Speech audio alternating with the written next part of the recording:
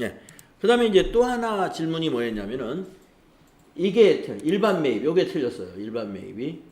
예. 자, 고정자산 매입은 맞았는데, 일반 매입이 많이 틀렸더라. 그럼 이거 건수가 너무 많습니다. 일반 매입 하면은. 우리가 이제 뭐, 여러 가지를 했잖아요. 이제, 이게 만약에 틀렸으면, 우리 그, 매입에 관한 연습했던 거, 그걸 쭉 보고 어디가 틀렸는지 하나씩 확인을 해봐야 돼요. 만약에 그때가 9월이었다 아니면 뭐 8월이었다 그러면 여기 매입 매출 전표에 가가지고 매입 매출 전표에 가서 만약에 8월 거였다 그러면 8하고 엔터 쳐가지고 여기에 10일 날 거는 제대로 했는지 15일 건 제대로 했는지 20일 거 25일 거 30일 거 이거 전부 다 확인을 해봐야 됩니다. 그래서 지금 확인을 다 해보기가 너무 번거로워서 그냥 넘어갔어요. 요거 틀린 거는 그냥 틀린 게 있나 보다 하고 넘어가기로 했습니다. 그 다음에 이제 그러니까 좀 원인이 그 밝혀진 게 좀 구체적이어야 빨리 그 원인도 찾아서 이제 우리가 고칠 수가 있는 거고, 너무 광범위하면 전부 다 맞춰봐야 돼요. 뭐 매달 맞춰봐야죠. 한 달 3개월 치면은 우선 7, 8, 9다 그러면 7월 달 거부터 전부 확인해보고 또 8월 달, 또 9월 달 이렇게 확인해봐요. 또 한 건은 어떤 건이었냐면은 잘못된 거를 발견을 했어요. 예, 잘못된 것을 발견을 했습니다. 7월 10일 건이었던가? 예, 7월 10일 건이었네요. 이게 잘못된 거예요. 어떻게 잘못됐느냐? 이 공급가액이 1,000만 원인데 1억 원으로 잘못 넣은 거예요. 왜냐면은 단가를 10만 원이라고 그러는데 이걸 100만 원으로 넣은 거예요. 예. 정장 한 벌 100만 원씩 하나요? 네. 하여튼 뭐. 그래서 하여튼 이건 동그라미 3개를 더 쳐버린 거예요. 그러니까 여기에도 동그라미 3개가 되니까 1억이 돼버렸죠. 예. 근데 이걸 지금 이거 고쳐야 되겠는데. 이거 고쳐야 되겠는데 안 고쳐지는 거예요.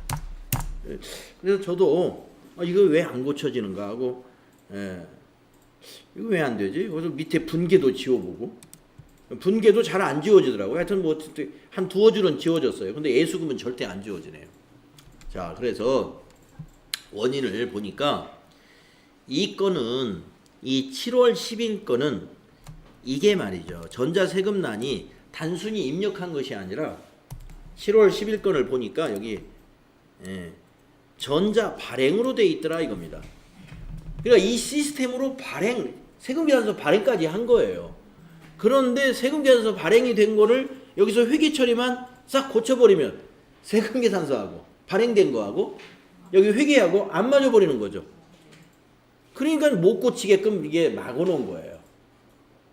프로그램적으로. 그래서 어떻게 해야 되느냐. 이거 진짜 잘못됐는데 그러면 이건 발행해서 전송했잖아요. 그래서 가가지고 전자세금계산서 발행 및 내역관리에 가가지고 이렇게 했죠. 네, 여기 아카데미 여기서 날짜를 아까 7월 10일 거라는 걸 확인을 찾아냈으니까 7월 10일 거에서 이렇게 하면 이렇게 전송 성공으로 뜬단 말이죠. 그래서 이거를 여기서 발행 취소도 안 돼요.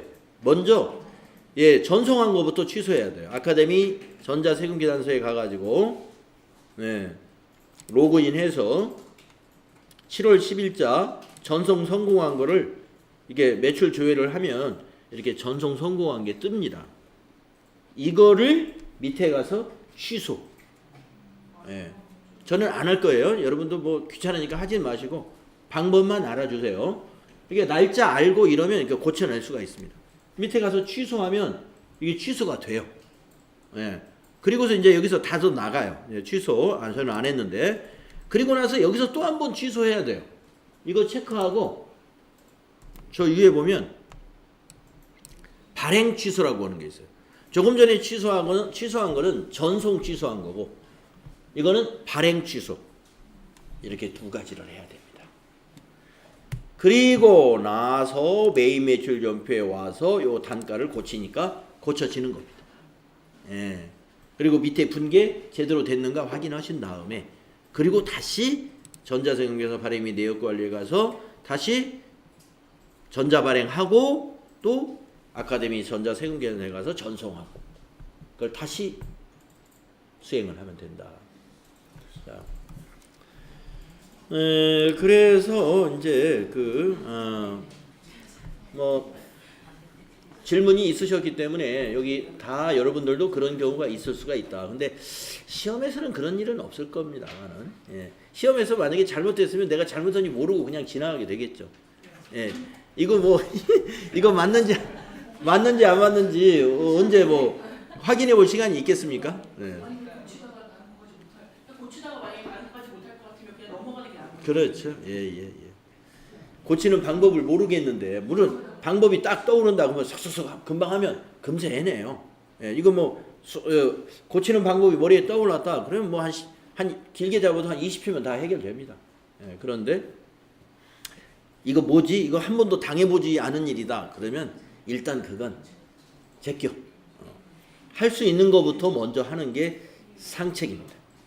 예, 그리고 시간 남았을 때 그건 이제 맨 나중에 고민하면 돼요. 그리고 이제 시간이 남았을 때 고민하면요 좀 여유가 생겨가지고 이 생각이 떠오를 수가 있어요. 당황하면 아무것도 생각이 안 납니다. 예, 당황한 것은 빨리빨리. 예, 그거는 이건 뭐 내 운대가 안 맞는가 보다 하고 넘어가고 다른 문제를 만나야 돼요. 쉬운 문제를. 그래서 여러분 막히는 문제에서 너무 고민하거나 매달리시면 안 됩니다. 자, 그러면 이번에는 말이죠. 이번에는 우리가 다음 단원으로 넘어갑니다. 제5장 결산 처리죠. 예, 주식회사 3일 패션의 결산 작업을 한번 해보도록 하겠습니다. 결산의 절차가 275페이지에 나와 있네요. 예, 결산의 절차. 뭐 읽어보고 하는 게 좋겠죠. 네. 자, 1번 기중에 분계장에 분계를 하시고 총계정 원장에 전기를 하는데 전기가 정확히 되었는지를 확인하기 위해 수정전 시산표를 작성합니다. 두 번째, 기말 결산 시점에 자산부채 자본의 현재액과 당기에 발생한 수익과 비용을 정확하게 파악하기 위해 자산부채 자본 수익 비용에 대한 수정 분계를 합니다. 이걸 이 시간에 하게 될 거예요. 이 결산 정리에서 우리가 제5장에서 공부하는 핵심은 바로 이 동그라미 2번. 자산부채 자본 그리고 수익 비용에 대한 수정 분계를 하는 것을 연습할 겁니다. 기말 수정 분계를 하면 그 분계 내용을 총계정 원장에 전기를 함으로 기말 수정 분계가 정확히 전기되었는지 확인하기 위해 수정 후 시산표라는 걸 또 작성합니다. 네 번째, 당기 수익과 비용, 자산부채 자본의 총계정 원장을 마감합니다. 그리고 손익계산서, 이익잉여금 처분계산서, 재무상태표와 같은 재무제표를 작성함으로써 결산이 끝나게 됩니다. 그래서 이 순서대로 한번 수행을 해보도록 하겠습니다. 그런데 동그라미 2번에 고정자산과 감가상각. 고정자산에 대해서는 감가상각을 해야 되죠. 그래서 데이터를 좀 주었습니다. 우리가 고정자산을 너무 앞에서 전표 입력할 때 고정자산 등록하는 걸 2번밖에 안 해봤으니까 추가로 몇 개를 좀 더 해보세요 하고 문제를 주었습니다. 자, 고정자산 등록은 말이죠. 구매가 있을 때 등록을 하는 겁니다. 구매가 있을 때. 근데 우리가 구매가 있었던 적은 이거 있었어요. 그래서 여기 보면은요.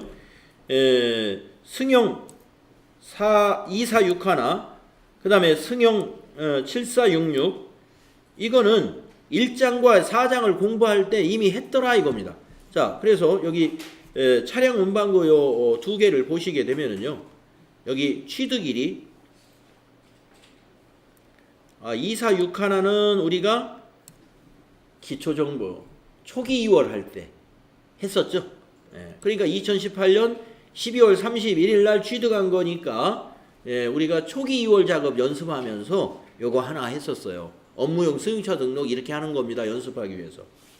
그 다음에 여기 7466은요. 단기에 매입했잖아요. 9월 25일 날 매입 매출 전표 입력하면서 자연스럽게 하게 된 겁니다. 그 다음에 또 뭐를 했냐면 요 컴퓨터 샀던 거 있죠. 이것도 2019년 9월 15일 단기에 매입한 거 이 매입 전표 입력하면서 자연스럽게 고정자산 등록으로 연결해서 이미 수행을 했어요. 그러면 이 시간에 하라는 건 뭐냐면 단기에 매입된 것이 아니라 이 에어컨은 2017년도에 취득했던 거.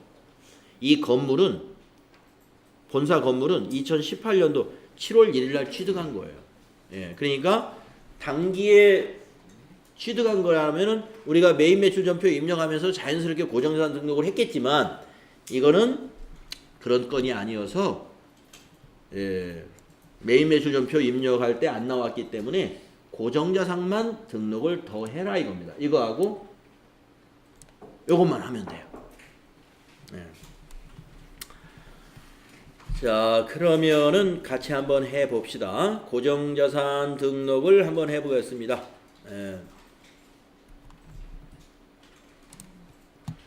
고정자산 등록 꺼내셔가지고 자, 건물이라는 계정 과목을 찾아보세요. 202번 건물.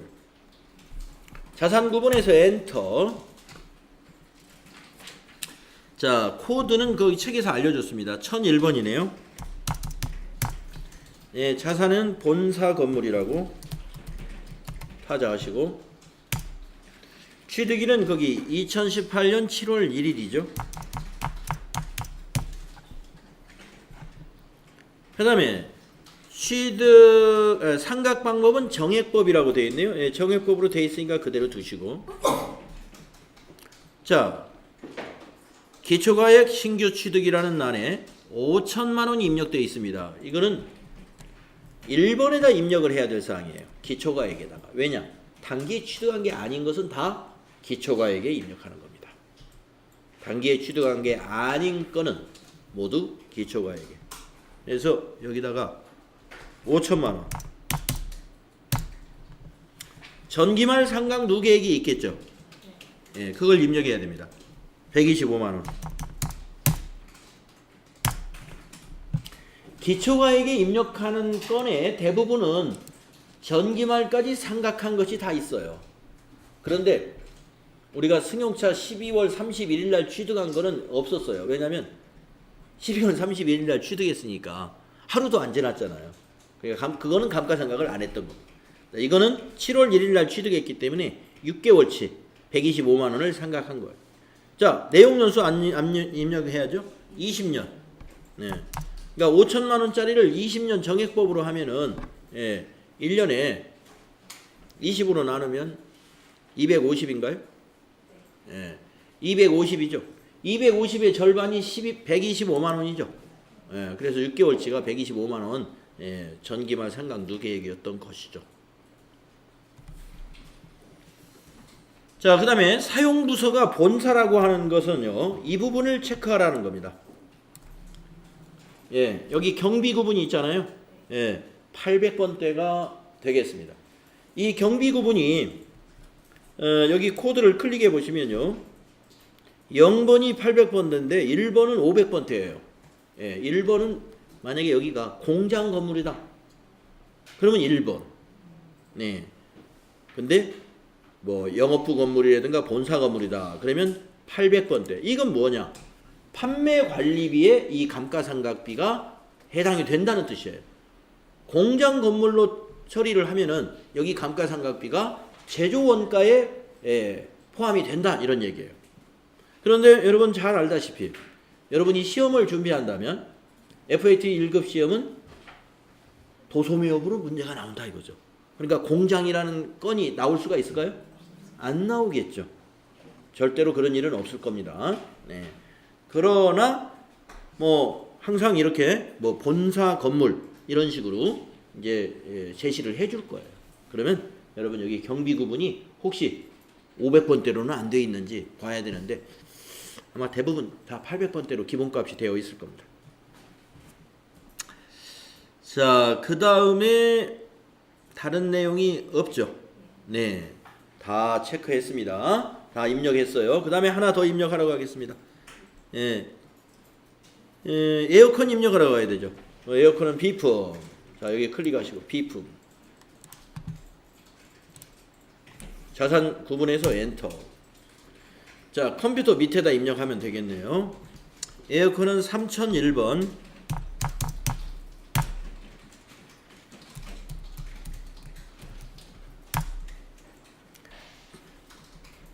취득일은 2017년 7월 25일.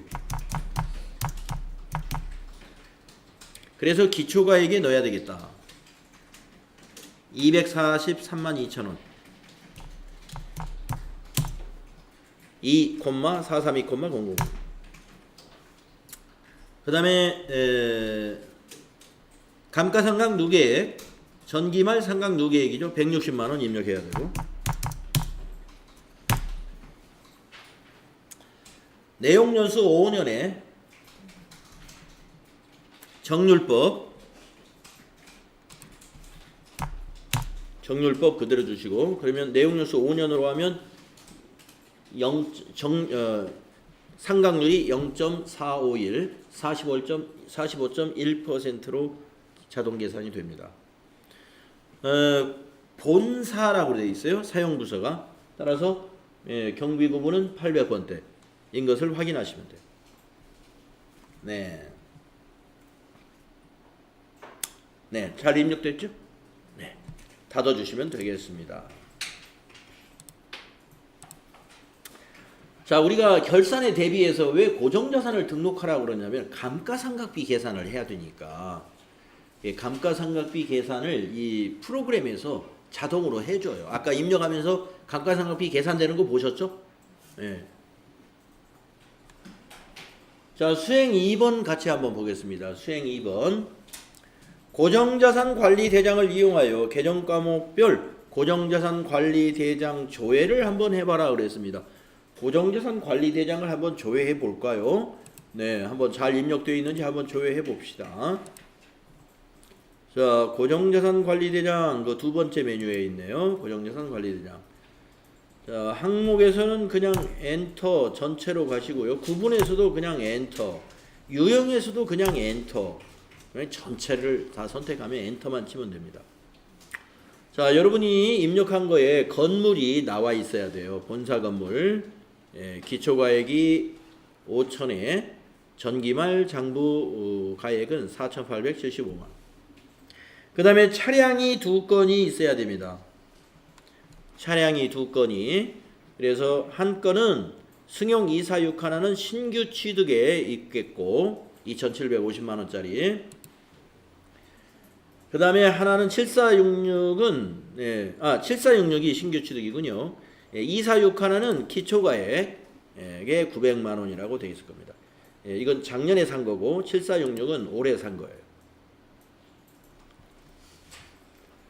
네, 그 다음에 비품이 2건이 있어야 됩니다. 방금 입력한 에어컨하고, 그래서 기초가액에 있는 거하고, 그 다음에 우리가 단기에 매입했던 컴퓨터는 신규 취득에 120만원이 들어 있습니다. 고정자산의 관리대장이 이런 식으로 양식이 되어 있어요. 이거 필요하면 또 인쇄해 두면 돼요. 자, 확인해 봤습니다. 닫아주시고요. 그 다음 수행 3번을 같이 보겠습니다. 월별 감가상각비 계상. 요거 잘 기억하십시오. 요거 월별 감가상각비 계상. 이거는 여러분 시험 보실 때 이게 필요할 수도 있고 또 필요하지 않을 수도 있습니다. 필요하지 않을 때는 뭐냐? 시험 문제를 너무 쉽게 내가지고 비품 감가상각비는 30만원이요, 건물 감가상각비는 300만원입니다. 이렇게 금액을 딱딱 알려줬다? 그러면 이거 계상할 필요가 없어요. 그러니까 월별 감가상각비를 장부에 계산해서 등록한다 하는 게 이제 월별 감가상각비 계상인데, 이걸 등록을 하는 것은 언제 하느냐? 감가상각비 얼마인지 안 알려줄 때. 안 알려줄 때는 여기 가서 계상을 딱 하면은 이제 여러분이 금액을 말이죠. 자동으로 계산을 해냅니다. 그런데 문제가 나왔는데 아까 말씀드린 대로 비품 얼마, 건물 얼마 이렇게 알려줘요. 감가상각비를. 굳이 이쪽에 가서 이 작업을 안 해도 돼요. 자, 우리는 실무라고 생각하면 이것이 꼭 필요하겠습니다. 예, 실무에서는 여기서 계산을 제대로 정확하게 해야 되니까. 왜? 고정자산 등록 다 했을 거란 말이에요. 고정자산 등록. 예. 그러니까 고정자산 등록이 제대로 다 되어 있다 그러면 가장 쉽게 하는 방법이 이 수행 3번을 수행하고 나중에 자동으로 감가상각비를 자동으로 입력하는 것이죠. 우리는 여기서 그렇게 해볼 겁니다. 자, 그래서 월별 감가상각비 계산을 12월 달로 조회해서 저장을 해둬야 됩니다. 다 같이 한번 해볼까요? 자, 수행 3번 상당히 중요한 작업이에요. 자, 맨 밑에 있습니다. 고정자산 등록의 맨 밑에 월별 감가상각비 계상 클릭하시고 12월까지로 입력하면 돼요. 12월까지. 경비는 전체 하면은 뭐 제조원가, 판매관리비 다 나오는데 우리 회사는 도소매업이기 때문에 전부 다 판매관리비예요. 예. 제조업이다 그러면 전체라는 것은 여기 이제 제조원가하고 판매관리비가 함께 나오게 되겠습니다. 그래서 여기 보시면은 12월 여기 1월, 2월은 해당이 안 되고요. 맨 밑에 여기 12월 상각비가 여기 계산이 돼 있어요. 건물은 250만 원이라는 얘기고, 예. 차량 운반구는 183만 3,333원이라는 얘기고, 여기 지금 제가 클릭을 하는 겁니다. 지금 여기 비품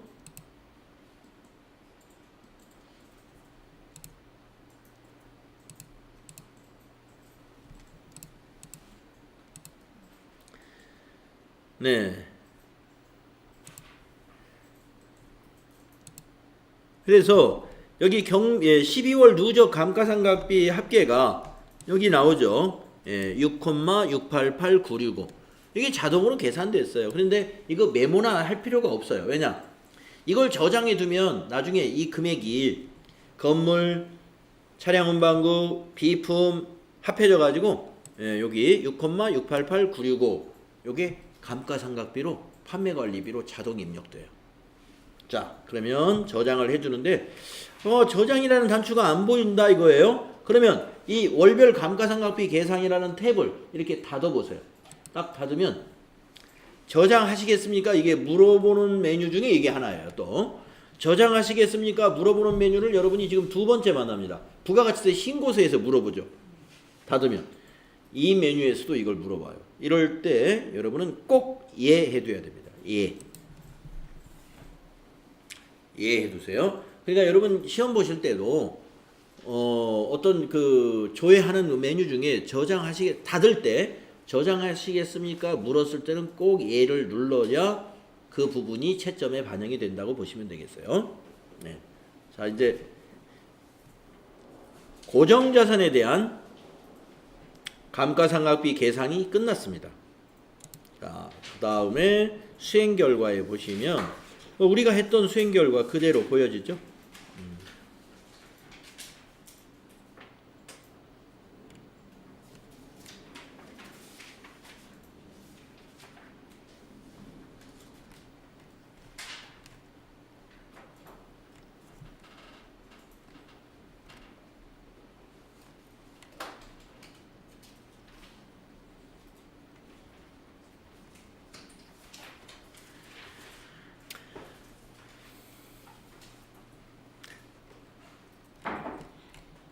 네.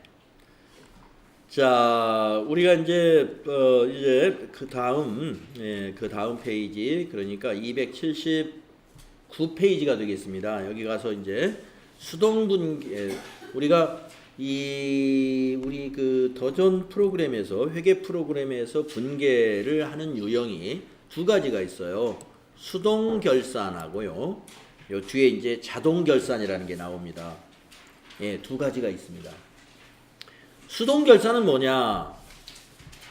12월 31일자로 일반 전표에 수동으로 입력한다 해서 수동결산입니다. 그러면 어떠한 결산을 수동결산하느냐? 이와 같이 8가지. 상당히 많아요. 자, 첫째, 손익의 결산정리. 수익과 비용의 발생과 이연. 여러분, 뭐 이것이 굉장히 여러분 괴롭힐 것이다 라고 그런 말씀을 드렸었는데, 예. 수익, 비용. 그러니까 수익 하면은 뭐 이자 수익이라든지 임대료라든가 이런 것이고, 비용 하면은 보험료라든가 임차료라든가 이자 비용이라든가 이런 것들이 비용인데, 그러한 수익과 비용을 발생주의 입장에서 발생주의 기준으로 발생을 시키거나 아니면 차기 것이 포함되어 있으면 차기로 이연시키는, 그래서 수익과 비용을 단기 거를 확실하게 해주는 그러한 수정분계를 수동결산에서 해야 된다. 두 번째, 소모품의 정리. 소모품 매달 재고조사를 하지 않더라도 결산 때는 한 번은 합니다. 결산 때는. 그래가지고 사용하지 않은 소모품이 있죠. 예, 사용하지 않은 소모품은 그렇죠. 자산 처리를 해야 돼요. 이거를 수동결산 때 반영하는 거예요. 수동결산으로. 그 다음에 단기 매매증권의 평가. 예, 결산일 기준으로 공정가치가 얼마인가 고쳐야 됩니다. 그래서 가격이 올랐으면 차변에 단기 매매증권 자산 증가시키고, 대변에 예, 자산 감소시키죠. 이익을 발생시키거나 비용을 증가시켰으면 이익 발생하고, 또 대변으로 갔으면 차변에 비용이 발생하죠. 현금 과부족의 정리, 이것도 수동결산 사항입니다. 현금 과부족이 잔액이 있으면 결산 때 남았던 거에 대해서는 잡이익 처리하고 모자랐던 거에 대해서는 잡손실로 처리하죠. 선납세금의 정리, 기중에 법인이 이자 수익에 대해서 세금을 원천징수 당했다든가 아니면 법인세 중간 애납을 해서 세금을 미리 납부한 실적이 있다든가 이런 것을 결산 때는 법인세로 대체시키는 수정분계를 해야 됩니다. 그것을 우리는 일반 전표에서 하게 돼요. 그 다음에 여섯 번째, 비유동 부채의 유동성 대체. 자, 비유동 부채, 장기차입금을 말합니다. 장기차입금이 언제까지나 장기차입금이냐? 결산 때 한 번씩 상환기일이 언제인지 체크하는 거예요. 그래서 2019년 12월 31일 시점으로 상환기한이 2020년 12월 31일 이내로 들어온 장기차입금에 대해서는 이제는 장기차입금이 아니다 해서 차변의 장기차입금, 비유동 부채를 감소시키고 대변의 유동성 장기부채라고 하는 유동 부채인 개정과목으로 대체시킨다 이거. 그런 대체 작업도 하는 거예요. 결산 때. 그 다음에 일곱 번째, 대손충당금의 환입. 네, 대손충당금의 환입사항이 있는지, 대손충당금의 환입이라는 건 뭐냐? 대손예상액보다 더 많이 대손충당금이 설정되어 있어요. 그걸 환입시켜야 되죠. 차변의 대손충당금, 대변의 대손충당금 환입이라는 회계처리였어요. 그 다음에 기타의 대손상각비 회계처리도 일반 전표에 한다. 기타의 대손상각비는 뭐냐? 무형자산. 예, 무형자산에 대한 죄송합니다. 자산이 아니. 기타의 대손상각비는 매출 채권이 아닌 일반 채권. 예, 그러니까 대여금 같은 거죠. 대여금이라든가 선급금이라든가 그런 거에 대한 대손 처리입니다. 예, 그것이 기타의 대손상각비. 이것도 일반 전표 입력사항이다. 자, 그래서 수동결산을 하는 내용은 이런 것들이에요. 이런 것들인데 요 밑에 쫙 설명이 나옵니다. 이제 1번부터 8번까지 설명이 나와. 예. 이게 좀 지루해질 수가 있어요. 예, 그래서 아니요. 쉬는 시간은 한 10분 있어야 되고, 그래서 이거를 이 사례 중심으로만, 그래도 이거 그냥 넘어가긴 좀 그래요. 그래서 사례 중심으로 하고, 뒤에 연습 문제는 이제 또 나오니까. 자, 보세요. 자, 아까 처음에 나오는 1번에 이런 겁니다. 손익의 결산 정리, 수익 비용 발생과 이연 네 가지 사례를 한번 볼까요? 자, 첫 번째 수익의 발생에 해당되는 거라는 거예요. 예. 그러면 수익의 발생, 자, 사례만 보자 이거예요. 이것만 한번 보세요. 수익의 발생이라는 게 뭐냐면 단기 결산 시에 은행 예금에 대한 이자 3만 원을 계상한다 이런 얘기예요. 이게 무슨 말이냐? 은행 예금에 대한 이자 3만 원이 발생했다는 거예요. 아니 발생했다는 건 돈을 이자를 받았다는 거야 뭐야? 받은 게 아니에요.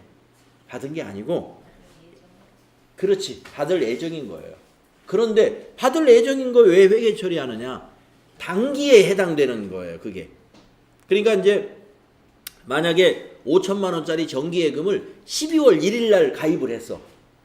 1년짜리. 그러면 이제 2020년 12월 1일이 이제 1년이란 말이에요. 11월 30일이. 그런데 한 달이 지났잖아요. 결산할 때. 그러면 5천만 원에서 한 달치 이자는 단기의 수익으로 봐야 된다는 거예요. 예, 왜냐하면 실제로 이자 받는 것은 2020년 11월 말에 만기 때 받겠지만 기간은 이미 지났기 때문에 예금한 지 이제 한 달 지났잖아요. 그러니까 이건 단기의 수익을 발생시키는 거다. 그게 발생주의거든요. 예. 그래서 이게 계정 과목이 좀 어려워져요. 자, 볼까요? 수익을 미수했다 이거예요. 12월 달 이자가 계산해 보니까 3만 원이야. 그러니까 시험을 쉽게 내면은 3만 원이다 계산 다 해줍니다. 어렵게 내면요. 원금 얼마, 이자율 몇 %, 그래서 월할 계산하시오. 예, 한 달치인지 두 달치인지 여러분이 원금 곱하기 이자율 곱하기 몇 개월 나누기 12 이렇게 하면 돼요. 예, 그런 정도 계산은 우리가 할 수 있죠. 예, 원금 5천만 원짜리고 이자율 6%다. 근데 한 달이 지났다. 그렇게 해서 한 달치 이자 수익에 대한 이게 3만 원인지 3천 원인지 계산을 하려면은 원금 곱하기 연이자율 5천만 원 곱하기 6% 곱하기 1 나누기 12 세 달치다. 곱하기 3 나누기 12 그렇게 하는 거예요. 자, 그런데 뭐 우리가 FAT 1급에서는 우리가 계산을 하게끔 해서 문제를 내는 것보다는 딱 계산까지 해주더라는 거예요. 근데 그건 장담은 못해요. 예, 그렇지 않을 수도 있어요. 근데 높은 급수는 절대 계산 안 해줍니다. 그러니까 얘보다 높은 급수는 계산 능력을 많이 봐요. 계산 능력을. 물론 계산기 써서 하는 겁니다. 계산기 써서. 자 보세요. 그래서요. 이 미수 수익 아직 안 받았다는 거예요. 왜냐하면 내년에 받을 거니까. 그런데 대변에 이자 수익 발생을 해준다는 거예요. 그게 발생주의예요. 아시겠죠? 그래서 이것이 수익 발생 시에 미수 수익이라는 이게 자산이죠. 미수 수익이 자산을 증가시키고 대변에 수익을 발생시키는 이러한 수익 발생 사례가 되겠습니다. 자, 좀 더 빨리 해서 다음 페이지 가면 비용의 발생. 조금 전에는 수익의 발생이었는데 이번에는 비용의 발생이라는 거예요. 네. 자, 뭔 일이 있느냐? 사례를 보겠습니다. 사례. 결산일 날 차입금에 대한 이자 비용 10만 원을 계상하다. 이게 무슨 말이냐면 우리가 차입을 했다는 거예요. 은행에서. 이자 비용 10만 원을 결산 때 냈다는 거냐? 내진 않았어요. 예. 계상만 하자 이거. 계상만. 그러니까 왜 안 냈느냐? 이자를 후불로 지불을 하는데 아직 그 약정일이 안 된 겁니다. 그런데 아까 예금하고 마찬가지로 이미 돈을 단기에 빌린 거예요. 그래서 기간이 한 달이 지났어. 뭐 한 달인지 두 달인지는 모르겠지만 그거를 계산해 보니까 10만 원이더라 이거예요. 그 기간 지난 거에 대한 이자 비용이. 그렇다면 단기의 기간에 해당되는 것은 단기의 비용으로 발생시키는 거예요. 그게 비용 발생. 그래서 차변의 이자 비용 10만 원 비용 발생. 이거 돈을 지급했느냐? 안 지급했어요. 아직 그 기간이 지급일이 아직 도래하지 않은 거예요. 그래서 대변이 미지급 금이 아니라 미지급 비용. 그래서 이게 부채 증가죠. 부채 증가, 미지급 비용. 여러분 식당에서 밥을 먹고 다음 달에 주겠습니다. 그러면 뭐예요? 미지급 금. 부채죠. 미지급 금. 근데 이거는 미지급 금이 아니라 미지급 비용이라는 계정 과목을 쓴다는 거예요. 그래서 제가 미지급 비용 할 때 이거는 결산 분계에서 쓰는 계정 과목입니다. 뭐 이런 말도 함께 덧붙였죠. 예. 성격상으로는 미지급금하고 성격은 같은 겁니다. 성격상으로. 그래서 비용이 이자가 발생했는데 아직 기일이 안 돼서 지급하지 않은 거예요. 그게 미지급 비용입니다. 예. 그런데 결산 수정 분계가 아니라 12월 20일 날이 이자 주는 날이었어요. 근데 우리 회사가 돈이 없어가지고 실제로 이자 지급을 못했네. 그때는 이미 12월 20일 날 차변의 이자 비용, 대변의 미지급 금 이렇게 회계 처리가 이미 일어나 있어요. 그래서 미지급 금이라는 것은요 확정된 채무입니다. 미지급 금을 우리가 확정된 채무라고 이렇게 말하고요. 미지급 비용은 이게 부채는 맞는데 채무는 맞는데 이거 확정됐다고 볼 수가 없어요. 왜냐? 지금 납기일이 돼서 이걸 부채로 증가시킨 게 아니라 납기일은 아직 남았습니다. 그래서 납기일이 되면 이건 자연히 부채가 소멸이 되는 우리 능력 되니까 그날 돈 줄 거거든요. 자연히 소멸이 돼. 근데 미지급금으로 만약에 차변의 이자 비용, 대변의 미지급금 이런 회계 처리는 없나요? 있다 이거예요. 실제로 이자를 지급하는 날 지급하지 않았을 때는 미지급금으로 확정된 채무로 계정 과목 정리해야 돼요. 그걸 미지급 비용으로 해놓으면 안 돼요. 미지급 비용은 결산 수정 분계할 때만 써라. 네. 자, 그 다음에 세 번째가 이번에는 이연입니다. 먼저 수익의 이연. 이연은 내년으로 넘긴다는 뜻이잖아요. 단기에 수익이 발생했으나 이것이 차기분이 있을 때는 그 차기분 거를 계산해 가지고 차기의 수익으로 이연시켜라 하는 것이 수익의 이연입니다. 그래서 밑에 이것도 사례를 한번 보겠습니다.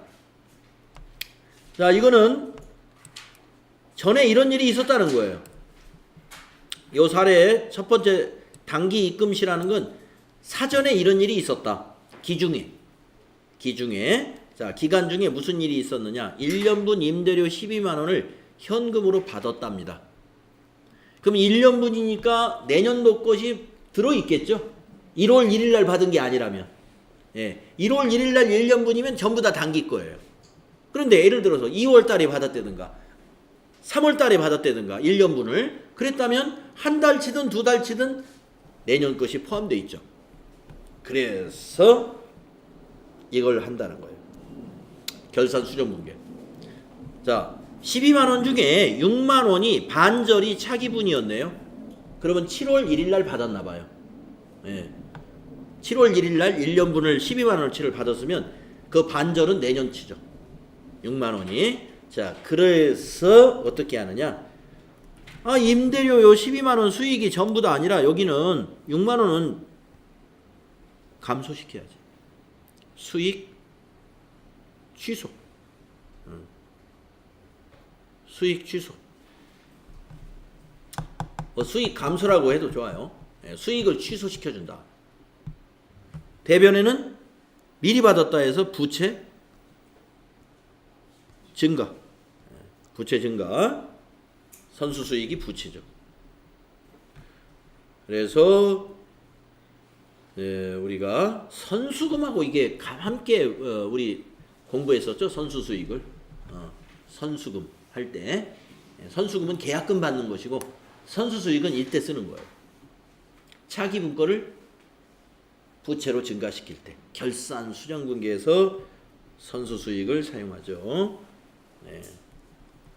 수익의 이연, 수익을 취소시켜주는 분계를 하는 겁니다. 차기분에 대해서. 그 다음에 네 번째, 이제 마지막이에요.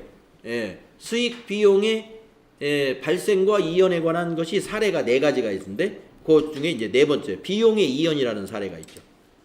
비용을 내년으로 연장시킨다. 즉 2월 시킨다 이런 얘기입니다. 뭐냐? 대표적인 게 보험료 같은 거였어요. 자, 여기도 사전에 이런 일이 있었어요.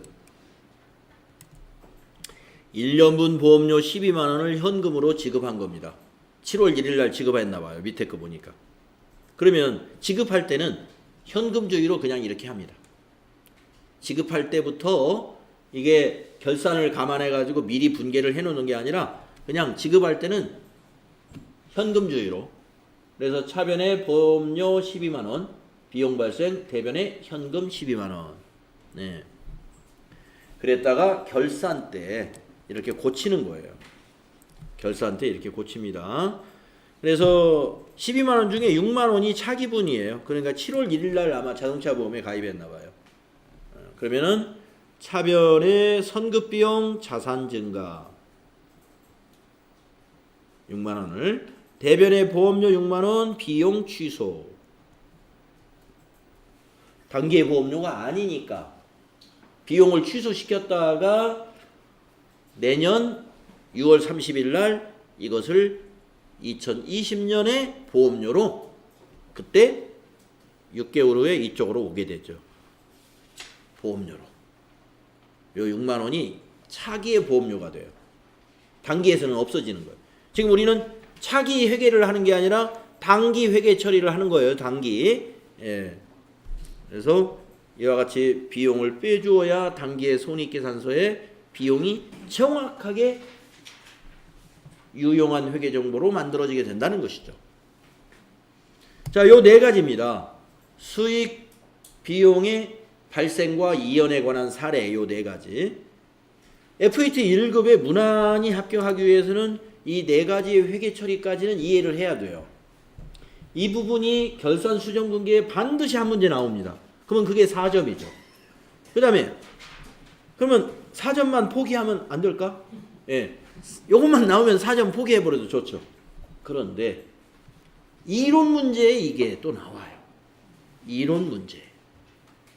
이론 문제에서 이런 형태의 문제가 두 문제 정도 나옵니다. 두 문제 정도. 그래서 꼭 이해해 주시고요. 네. 그 다음에 이제 소모품 정리, 소모품 정리가 있는데, 설명할 게 좀 있으니까, 또 쉬는 시간이 됐죠? 네, 쉬었다 하도록 하겠습니다.